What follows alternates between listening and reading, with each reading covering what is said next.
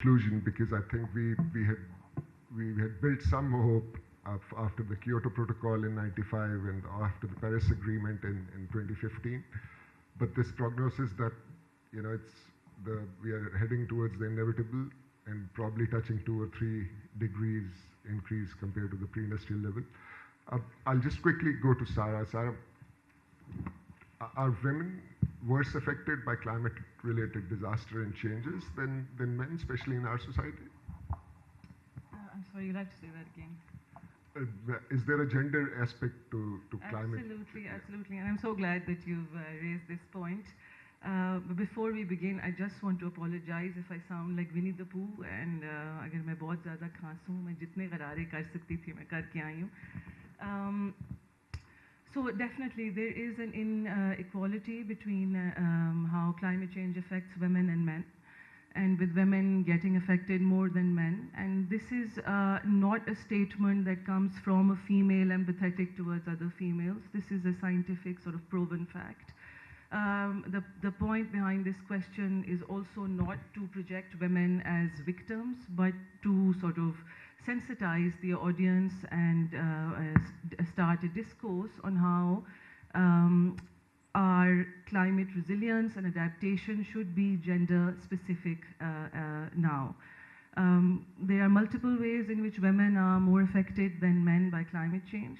The top 3 that I would perhaps like to touch upon, and most of the others are sort of linked to these. The first being water scarcity, the difficulty with which women are getting access to water in rural areas of Pakistan. A study conducted suggests that an average woman will walk about 2 kilometers a day to get water. They will get this water from a well, they will carry it on their head in non-clement weather.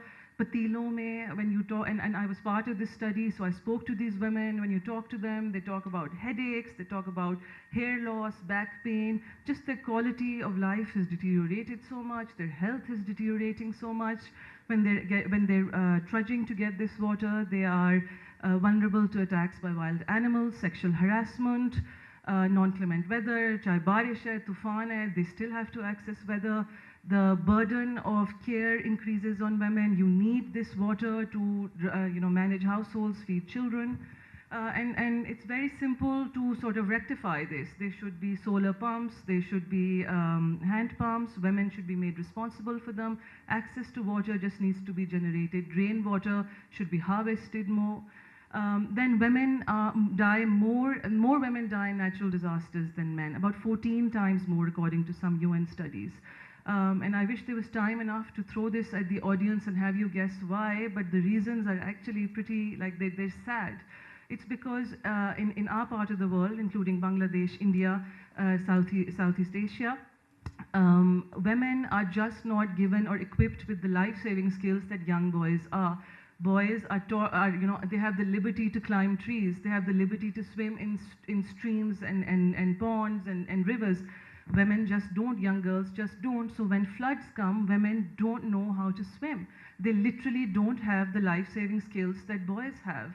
And Bangladesh, when cyclones came, and I think this would translate well into a country like ours, which is so sort of richly devoted to religion, when the floods came, women said, and men would come to save these women. Women said, we won't leave our houses with nameram. They said, we would rather die than have somebody we're not related to pick us up and evacuate us in wet clothes that are sticking to their bodies. And this just requires a serious sort of mindset shift. We need to really work on early warning systems that get to women, which means enabling them with technology, giving them cell phones, giving them access to education, awareness, a bunch of things. And lastly, quickly, and I think one that is probably at the epicenter of most effects is that women need to be taught diversified skill sets to earn money, because when climate change hits, it hits agriculture, it hits fisheries, it hits livestock. When and there are no crops, so women, and when the temperatures are adverse, when it's too hot, the crop isn't growing, a woman can't farm. She's lost that income. When a disease comes, livestock is wiped clean, a woman has lost that income. Fisheries are affected by climate change because of water temperatures rising.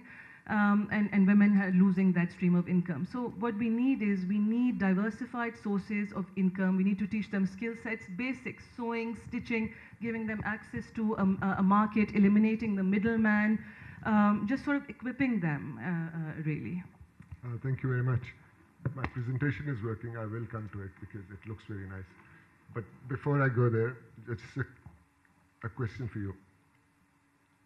So if the civilizational response to climate change is not working, the countries who are rich, who are probably responsible for all this emissions and this man-made disaster that the planet is facing, the developing countries have no choice but to adapt and be somehow more resilient. Does Pakistan have any other strategy but to be economically strong and grow, just to ward off this? Because we've got population problem, we've got poverty, malnutrition. There's a host of problems we already face, even without these climate disasters knocking at our doors. What sort of strategy does the country currently has, or what should it be going forward? I think the first and foremost responsibility for a developing country is to bring the hypocrisy to the fore. And unless we start to call it out, I mean, you've recently heard the speech of Canadian Prime Minister where he said that all through the Soviet kind of times, everyone on the window said all workers are together of the world. Workers of the world unite. So don't give us this workers of the world unite bhashan. Because the most important thing is to understand where the world truly is, not what the world is saying. And that's hypocrisy of the highest order. 2 countries of the world produce 40% of the carbon dioxide. 10 countries of the world produce 70 to 75% of the carbon dioxide burden. And it is the carbon dioxide burden that raises temperature. And it is the rise in temperature that leads to glacier melts. And it's the glacier melts that lead to devastations and floods and all of the things that we're talking about. So those 10 countries, which are producing 75% of the world's carbon dioxide equivalent, how can you let them off the hook? I mean, how can we have this children don't drink and drive kind of Nancy Reagan conversation for how long before someone calls it out?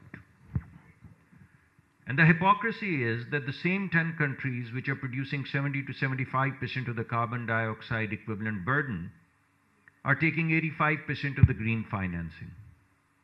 It's like you eat the carbon, you consume what is called the environment, you destroy it, and then you take the financing. What sense does it make? How about those who get affected by it? Why don't they get financing? What about us?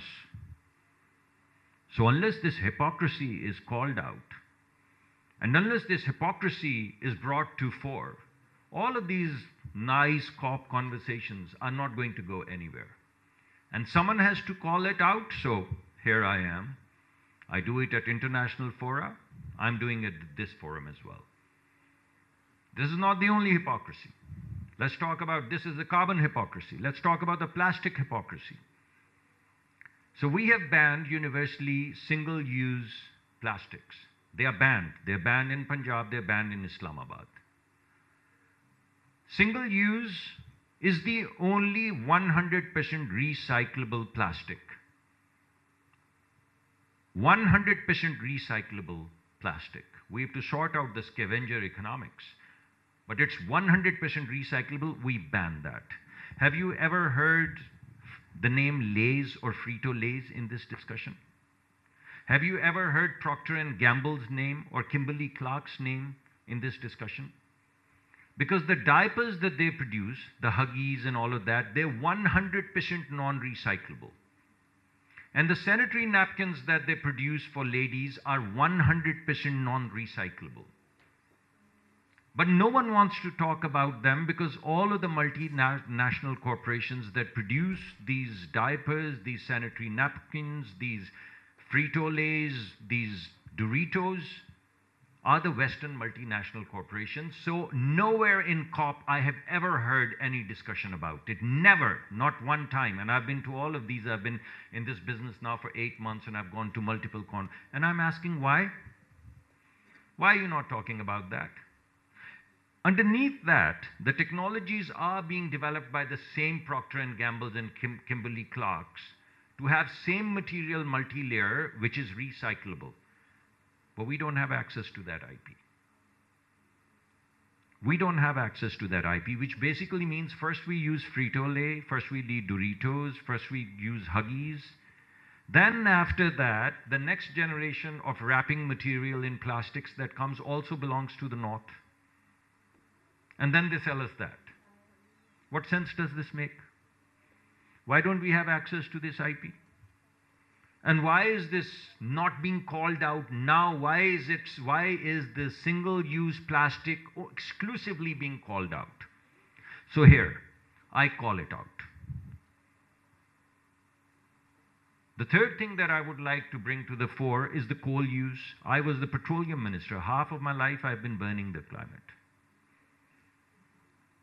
I was the petroleum minister, I was the power minister, I was the water minister, so I've looked at it from all of these angles, from electrification revolution, from the brown transition angle, from the water access, flooding, devastations angle, every angle, and finally Prime Minister said, put it together in climate. So here I am. So at one point in time, as the all stories start, once upon a time, the LNG cargo was for $30 million.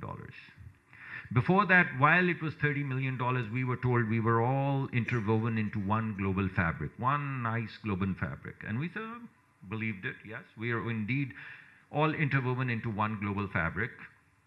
And then the geopolitical plate started to move. I'm talking about, this is a code word for Ukraine war. And the price of energy started to rise. And the cargo of $30 million became $165 million. And we said, we are all interwoven into one global fabric, so what about us? And the world said, what about you? Go figure out on your own. And we had slowed down on coal, and all of a sudden the European coal mines opened, and the European coal-based power plants reopened. And I continued to ask, well, our coal was black. What color is your coal? Yellow with orange polka dots. So unless these hypocrisies are reconciled, unless the burden is squarely put where it belongs, unless people who are suffering from this emission are also kind of made real, true partners and participants in this climate revolution, it would not get resolved. Yeah, I mean, if I want to go to Geneva, I'll get a free ticket. They don't give us 5-star hotels, they give us 4-star hotels. We are happy with 3-star hotels. So our troops go, they go to these conferences, they speak good English, they come back and they tell you that we were at COP. And then you ask them, but what happened? The answer is zilch. Because no one is willing to reconcile this hypocrisy.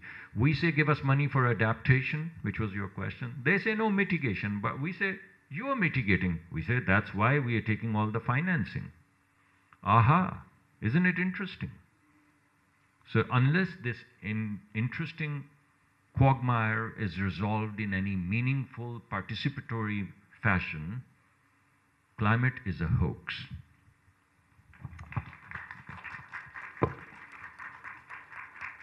I think nobody could disagree. I mean global. Yeah. Our suffering is our suffering. Nobody can disagree with this hypocrisy, but as they say, sadness is not a strategy, so we can all recognize it, we can call it out. But of course, that's not a strategy. Still, my presentation is not working. Dr. Kropp, with what was happening in Davos last week, the world order as it is, the liberal world order as we knew it in the past few decades, that's falling apart already. The consensus on the climate will not hold the way it appears. So we are looking at 2-3 degrees increase in temperature.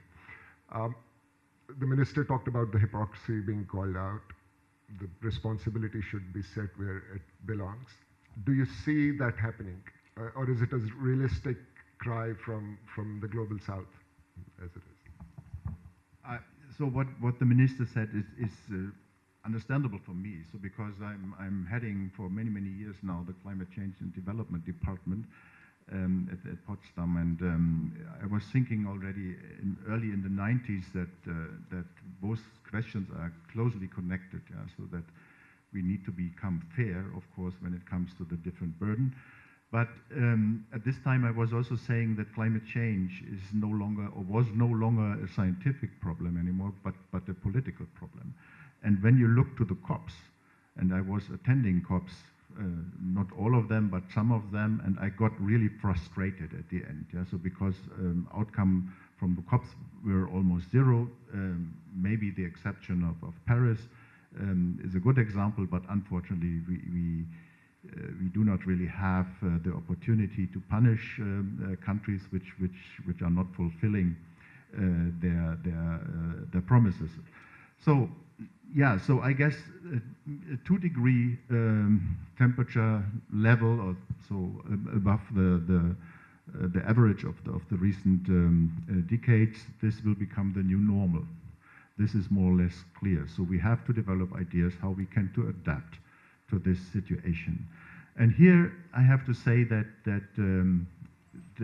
absolutely you are right. So the most of the emissions have been created by the industrialization in the industrialized countries now, while in Pakistan this doesn't really play a role. But when it comes to the consequences, then of course it plays a role for Pakistan.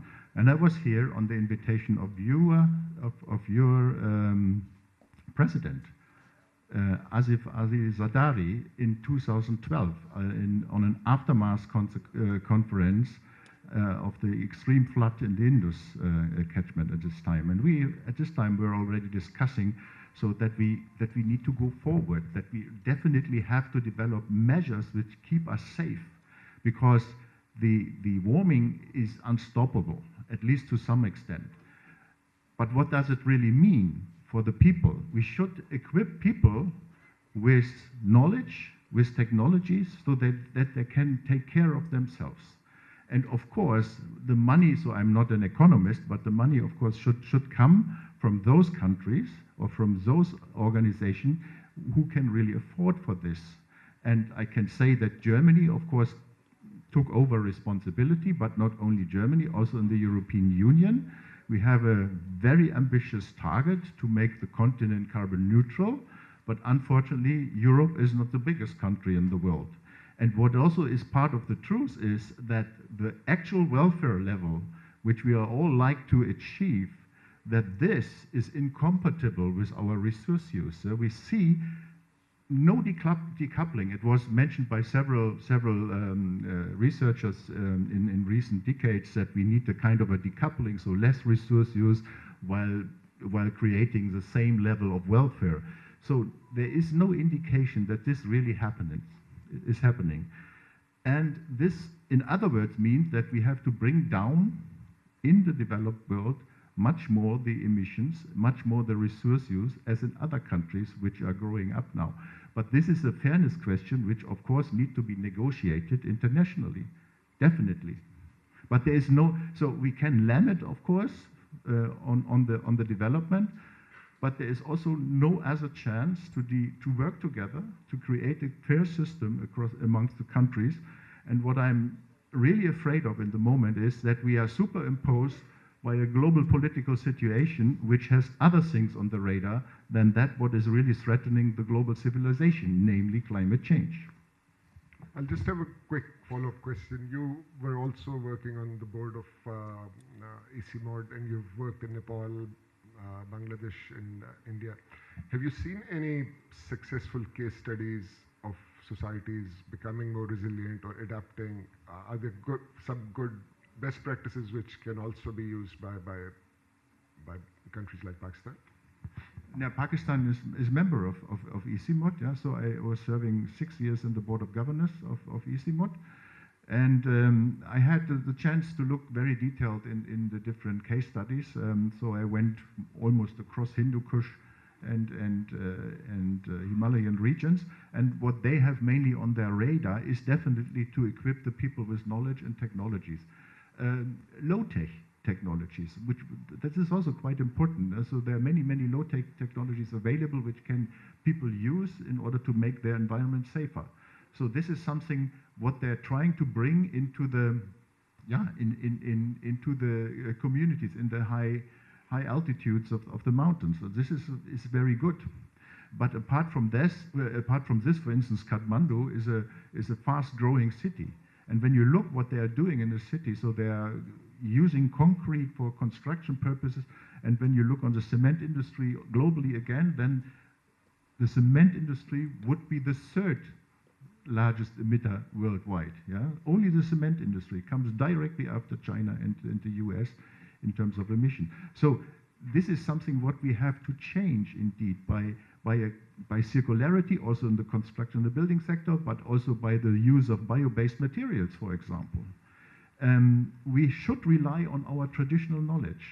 I guess this is the challenge. We have to bring this knowledge back. We have made hundreds of years experiences in different sectors, and not everything was bad in the past. Sarah, quick question. I'll zoom out again and come to the minister with a macro question. But do you see room for individual action? So whenever we talk about climate, especially sitting in a country in the south, it's mostly doom and gloom. The challenge is just too big, too insurmountable when one thinks about it. How do you see an individual? How should one act? There may be students here. How should we frame our mind and wrap our head around this? And what should one do in an individual capacity? Thanks, Vikas. Well, this is a fairly nuanced question, I would say. But before I answer that, I want to say, there has become sort of a blame game in society globally where climate change is concerned, where the more marginalized, financially marginalized, who are always more impacted by climate change, are blaming the wealthier. The wealthier are blaming the government is blaming industry. But the truth is, everybody is at some level somewhat responsible for climate change. You are, I am, Procter & Gamble is. But when it comes to individual actions, absolutely, like one should, and these are all feel-good, really. They're all feel-good actions. You should do your part. You should eat less beef. Methane produced by cows is a great contributor to greenhouse gas emissions.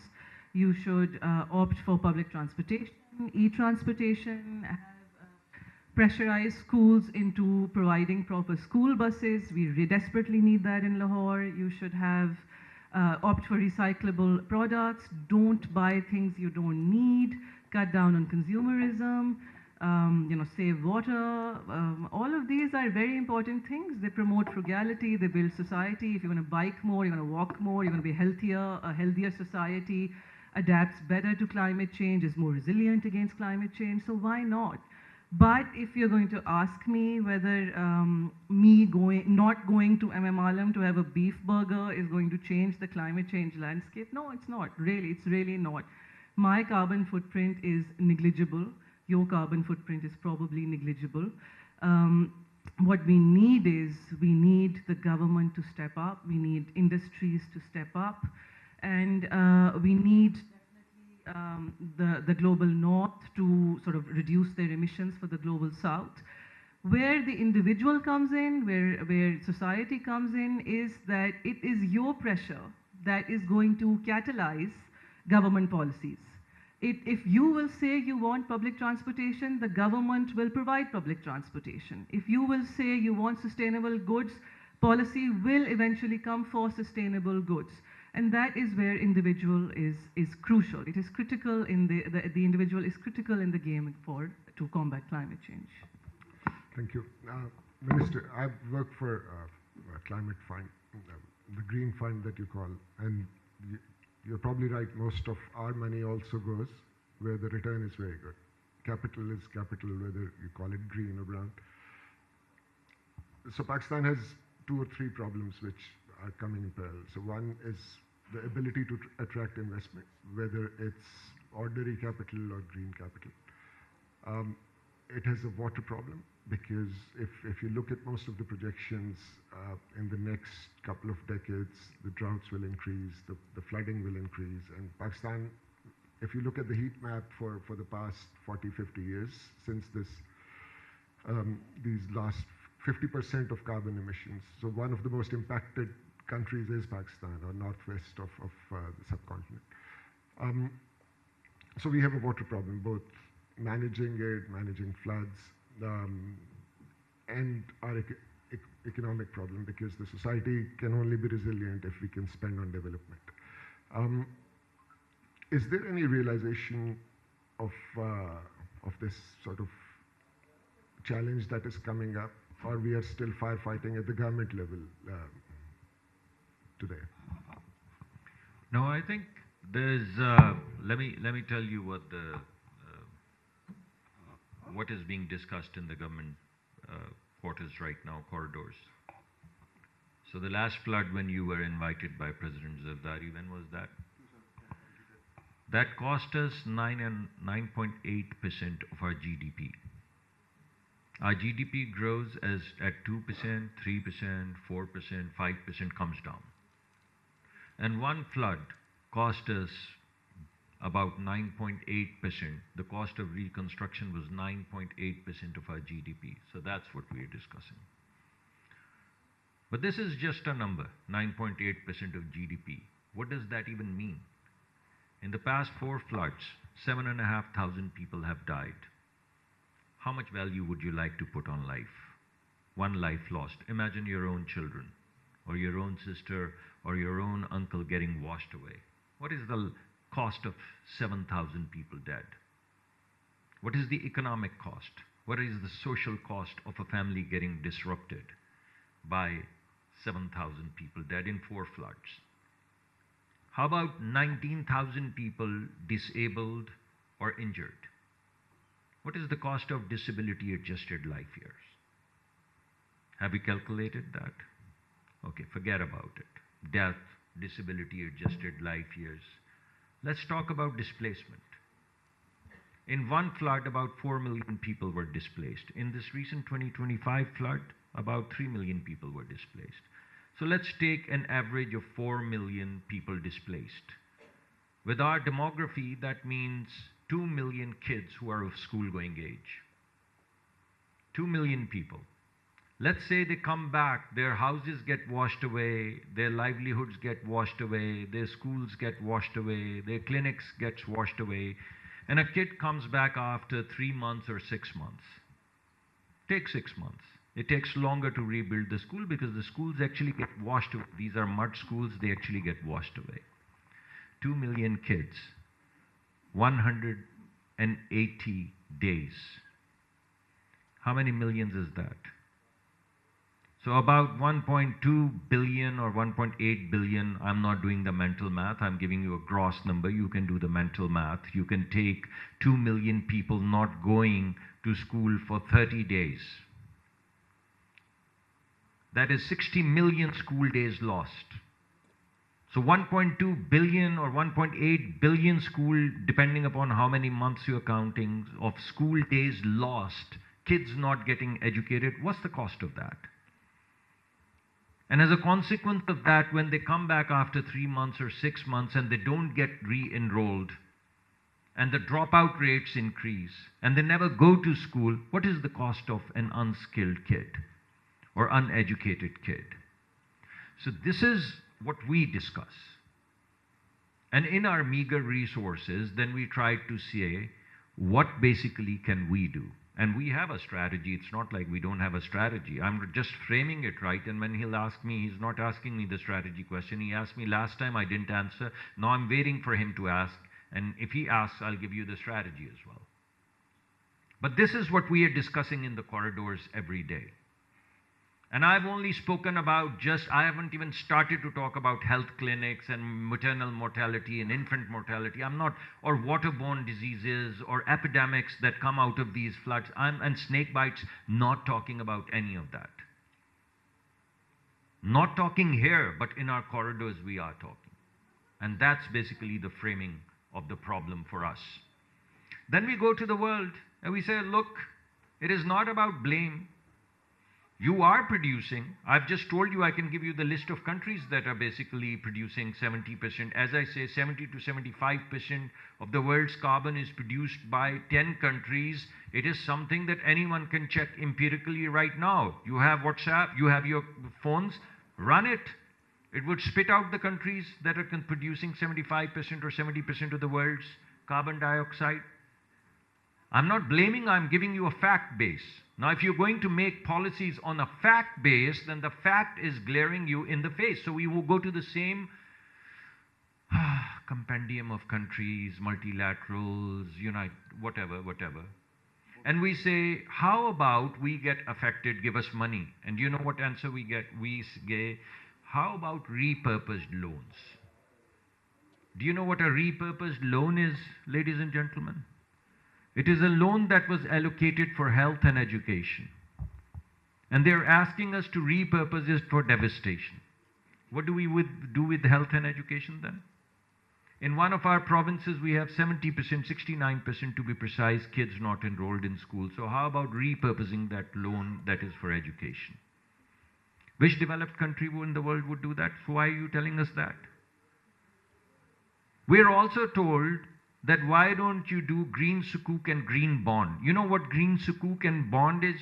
It is a code word for loan. We collect 16 trillion rupees a year in revenue, 16.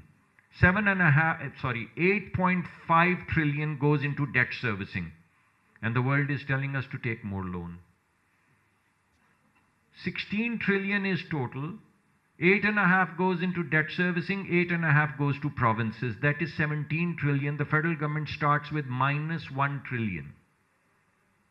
And they are asking the federal government to take more sukuks and more bonds, more blended finance, which basically is all of these are code words for more loan. So right now it is 8.5 trillion. Should it, out of 16 trillion, should it be 12.5 before we say we have collapsed? So all of this jargon needs to be decoded and demystified.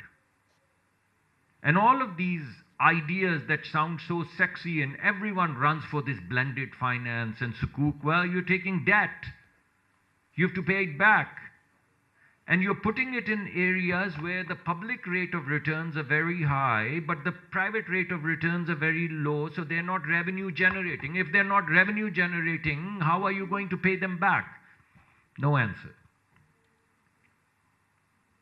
Bad framework. Bad framework, bad policy, and code words for saying, I'm not going to pay for you, but I'm going to continue to consume the environment and destroy it. So that doesn't work very well for us. If you want, I can give you GCF that you were referring to. There are only 2 parties qualified by GCF in Pakistan to do projects. One is a private sector bank, and the other is a not-for-profit organization, and no organization across Pakistan can get funding from that. Isn't that fantastic? One private sector bank, I don't know how they found their way to the International Multilateral Forum and got approved. And one not-for-profit organization, which is a very good organization but has nothing to do with climate. Both are qualified. And yet Brutus is an honorable man. So these are the kind of things that I have found out in 7 months that I've been in climate, and I'm like, whoa, I thought petroleum was bad. What is happening here? I mean, who conceived this? I mean, someone must have gone to a drawing board and said a poor country, which is producing 0.6 or 0.7% of the total carbon burden of the world or less, where 50% of the livelihood, 50% livelihood of our country is driven by livestock and agriculture, primarily by livestock. We are a livestock country. Okay? We'll stop using cows. So 50% of the population. Returns are very low, so they're not revenue generating. If they're not revenue generating, how are you going to pay them back? No answer. Bad framework. Bad framework, bad policy, and code words for saying, I'm not going to pay for you, but I'm going to continue to consume the environment and destroy it. So that doesn't work very well for us. If you want, I can give you GCF that you were referring to. There are only 2 parties qualified by GCF in Pakistan to do projects. One is a private sector bank, and the other is a not-for-profit organization, and no organization across Pakistan can get funding from that. Isn't that fantastic? One private sector bank, I don't know how they found their way to the International Multilateral Forum and got approved. And one not-for-profit organization, which is a very good organization but has nothing to do with climate. Both are qualified. And yet Brutus is an honorable man. So these are the kind of things that I have found out in 7 months that I've been in climate, and I'm like, whoa, I thought petroleum was bad. What is happening here?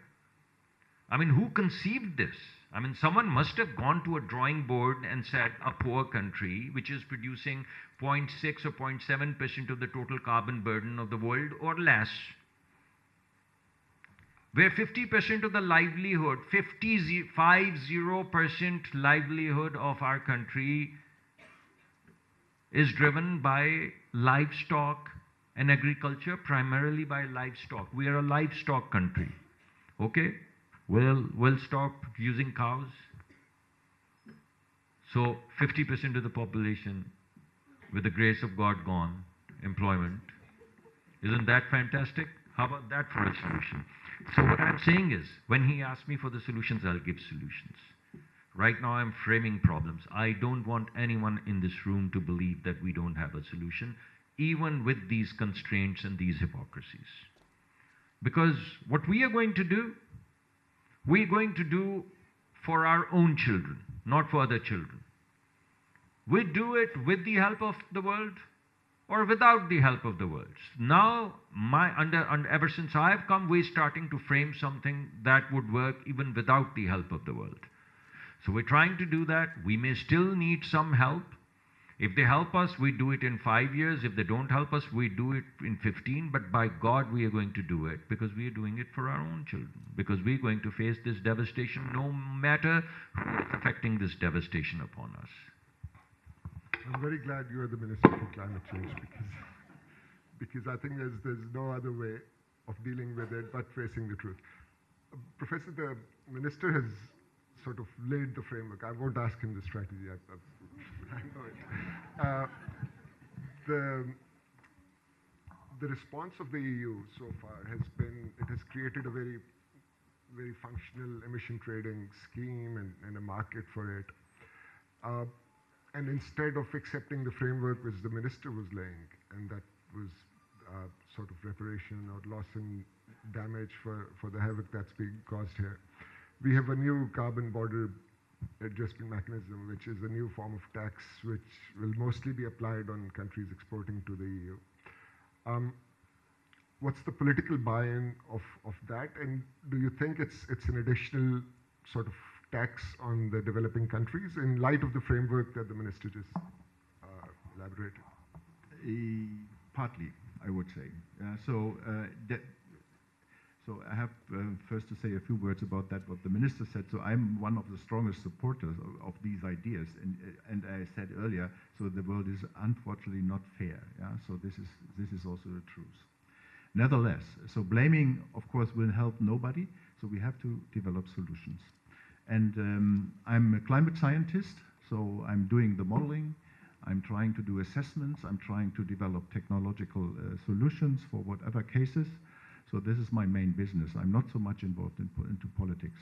But nevertheless, so as a climate scientist, I can also criticize that what Europe is doing, what Germany is doing, and what we are doing in the world. And of course, so we are by far not there what we thought where we should be. So this is what I'm saying as a climate scientist. We were not able in the past to bend the carbon dioxide emission curve down. Unfortunately, Europe is a small continent with only 400 million citizens, a bit more. But we will make it in terms of carbon neutrality 2050. This definitely need a tremendous growth in the uprise of the renewable energy production, for instance. We phase down the coal-fired plants. All this comes not to zero costs. Indeed, people have to pay for it. And we see now, even in our societies, resistance of the people that they say, okay, the energy is too expensive for us, we will not pay for it, and all this. Nevertheless, from my perspective, this can be healed because we see now market scale effects, thanks to the Chinese guys, by the way, scale effects in the photovoltaic implementation, in concentrated solar power implementation. So the market incentive is already there, and the levelized cost of 1 kilowatt hour of energy is less than 0.03 dollar cents. That's almost nothing, at least not for Europe. In Pakistan, it would be not nothing, but nevertheless, it holds also for Pakistan. So we really will make it, but nevertheless, we still have to invest. And so the idea of the European Union, why we implemented the climate law, was really that the world probably could learn from us, so that we can show, because think 2 decades back. So at this time, there was a lot of skepticism saying, okay, we will never make it. We will never make it to bring down the emissions. And then Germany, and not only Germany, Europe said, okay, we will make an exercise and we will show you that it is working. And we see now that it will work. What this means then for the global emission trajectory, this is almost unclear. And here I'm not enthusiastic. Yeah, so I'm really depressed a little bit about that, what happens in the world, because the truth is also that, as I said it before, more welfare means more consumption. And we have to find a way out of this trap. Thank you very much. So you talked about renewable in the EU, and President Trump was in the EU last week, and he said only stupid people buy wind turbines. So yeah, that's another part of the story. We have a few minutes left. I'd like to take a few questions from the audience. I'll come to you, ma'am. It's more of a comment. So when we talked about individuals' responsibility, I would strongly say that it is not an individual's responsibility. Climate crisis has a history.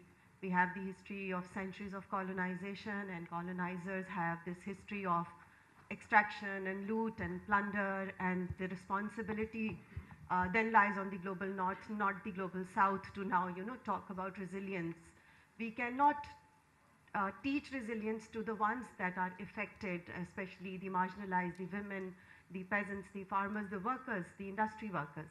So it's these big corporations outside that are now benefiting from us, again exploiting. I mean, it's not an individual that is now, disturbing your climate. It's these big corporations again. And now these CSDDD and EU due diligence laws, they talk about climate crisis, they don't address the climate justice lens. So here we talk about the justice lens that's missing from the majority of the conversations that these climate activists talk about. So that's something that I wanted to highlight. Thank you very much. Over there, please.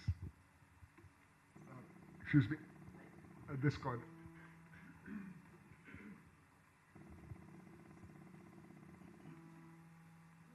I guess if I could ask a question of the Minister.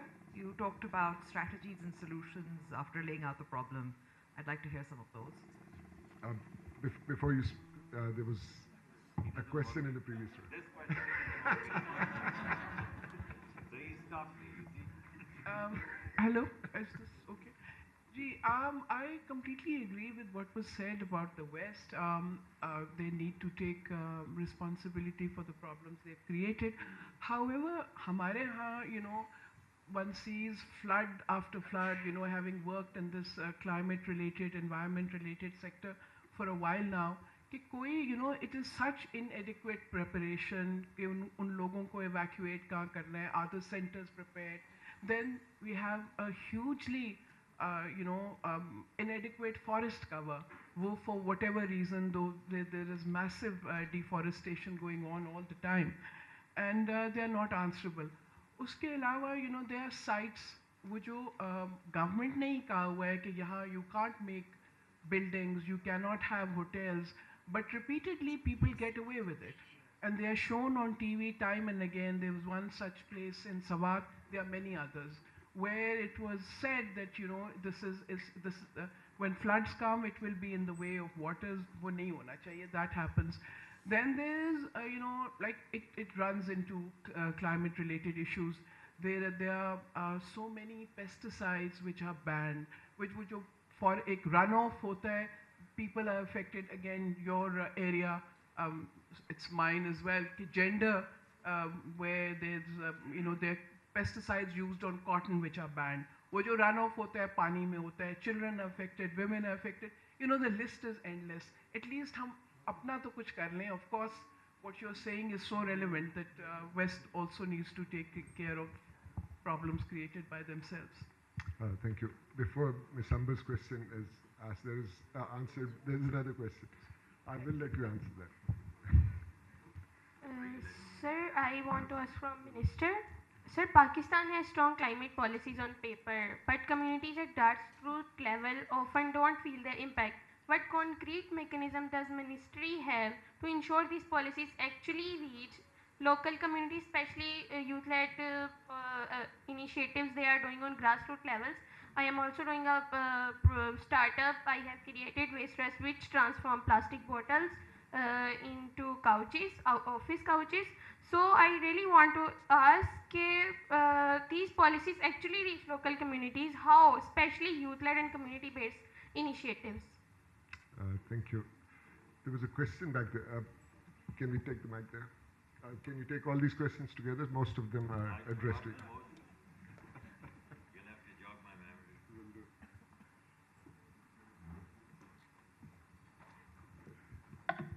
Thank you. So I agree that part of and a major part of the solution lies in the global climate policy architecture. Has to do with climate justice between the global north and the global south.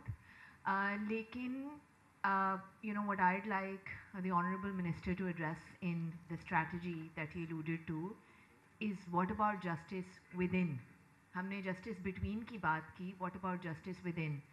You also mentioned, within this well-meaning strategy in the last 7-8 months of your learning, that that the government is gearing up for something.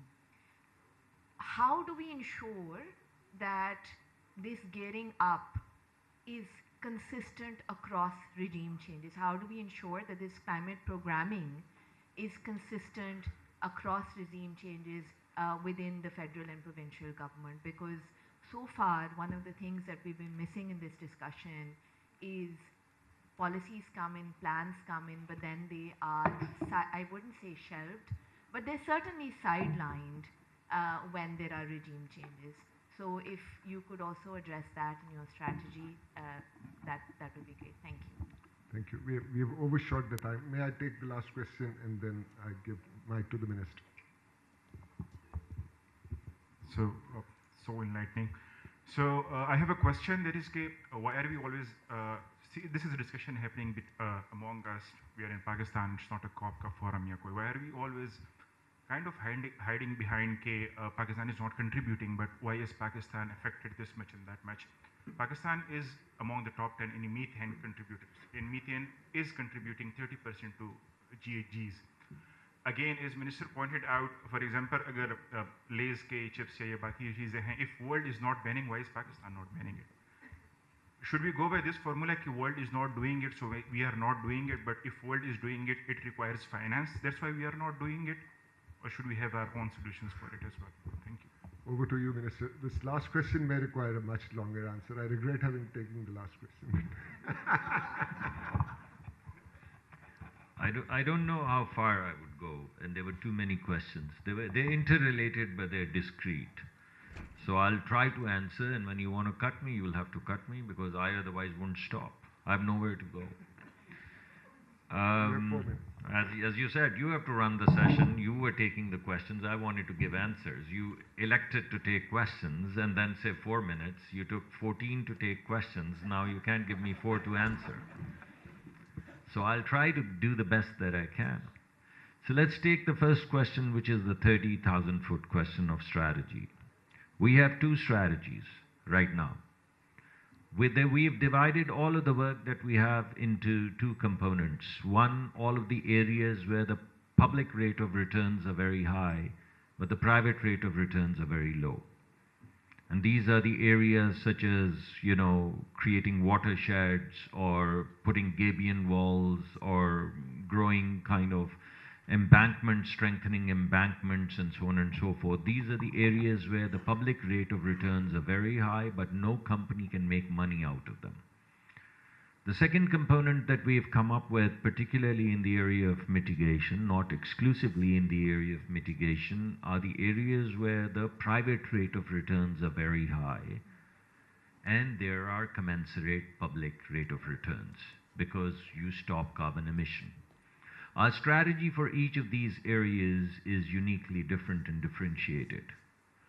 In areas where the public rate of returns, we've created a cell and we are hiring people. We're in the final stages of hiring people, and their sole job would be to write world-class proposals and tap into all of these shops, Jeff, George, GCF, whatever name nomenclature is out there, to make sure that we come up with a world-class proposals that go for international funding, and we can do the drawdowns that are required. So that's our strategy. The cell is already in place.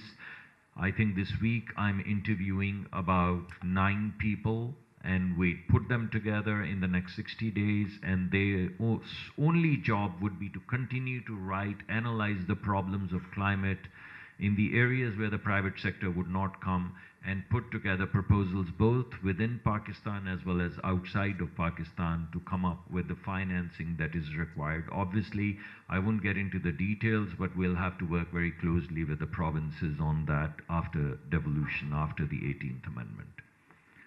The areas where the private rate of returns are very high, that's where I'm most helpful, I'm most hopeful. For that, we basically are starting what is called in the United States Shark Tank, and in the Europe it's called Dragon's Den, or I don't know what it is. We are calling it Greenfield. So we are going to have competition from this younger generation which is out there. I did my PhD in 1995. That was a different century. I don't think I have a big role to play in this century. I think people who are now coming out of LUMS or coming out of other elite Aga Khan universities or other top universities of Pakistan or Yale, Princeton, or where Oxford, Cambridge, wherever they go, or German universities which are world class. Those kids who are out there and they're not finding any financing. They know the idea, they know the science, they know the solution, but there's no financing, and no one would give us any financing.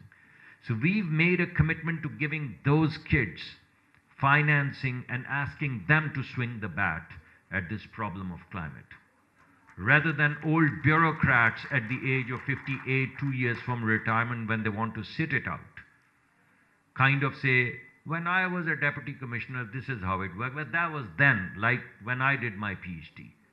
Now is now, and the now belongs to you. And we've put that fund together. We've already had 1 round of that, whatever you want to call Shark Tank. And we took 4 companies to Sevilla, Spain, and 2 of them are right now in the final round of fundraising, final round of negotiations to raise funds.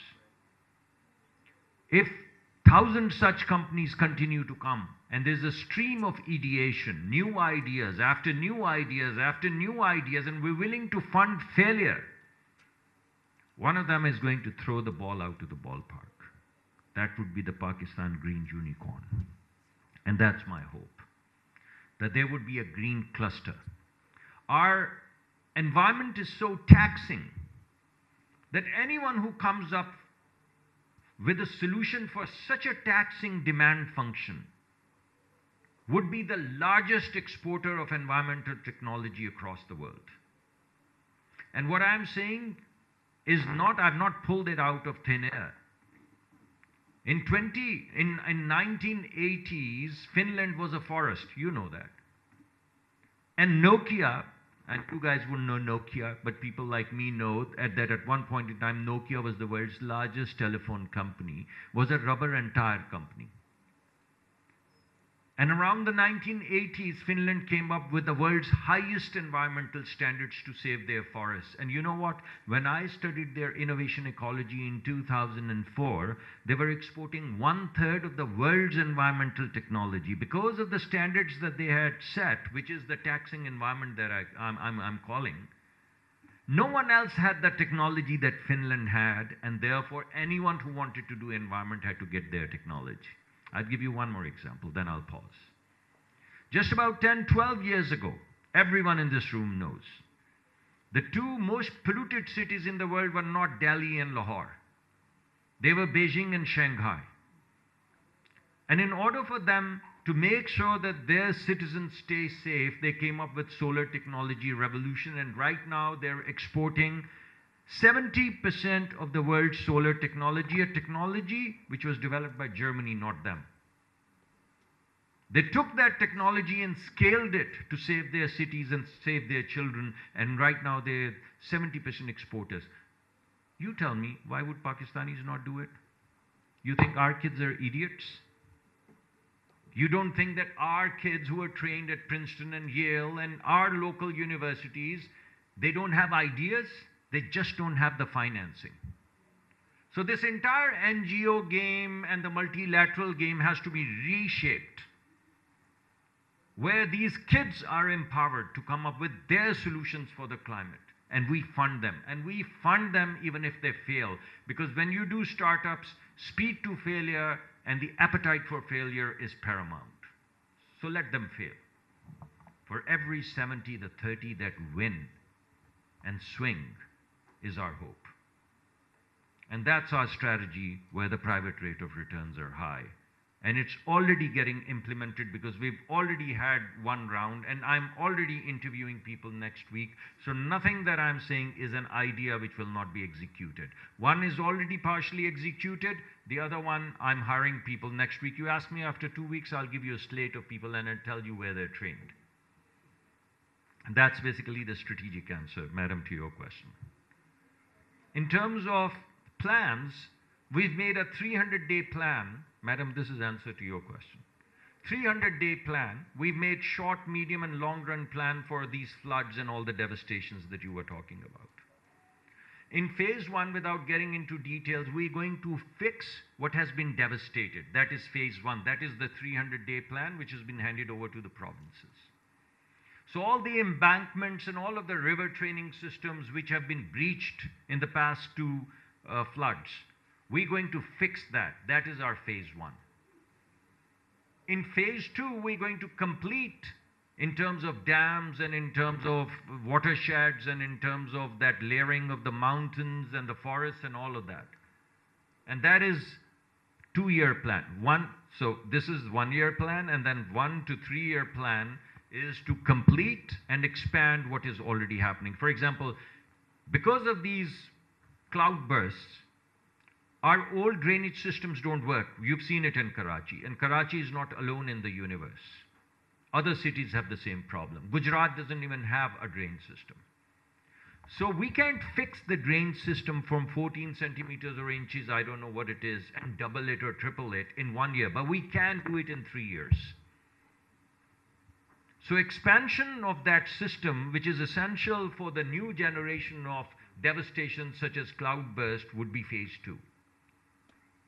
And building new infrastructures and new dams would be phase 3. So fix what is broken in 1 year, expand what you already have in 1 to 3 years, and build new in 5 years. That's our 5-year plan, madam. And every element has been identified with the participation of the provinces in terms of where the breaches are, where we need to create reserved areas, where the water would flow when the flood comes, how are we going to seed, what kind of watersheds are going to come by, and so on and so forth. And I can give you the details if you want to have a sidebar with me. That's basically the second question. We are out of time.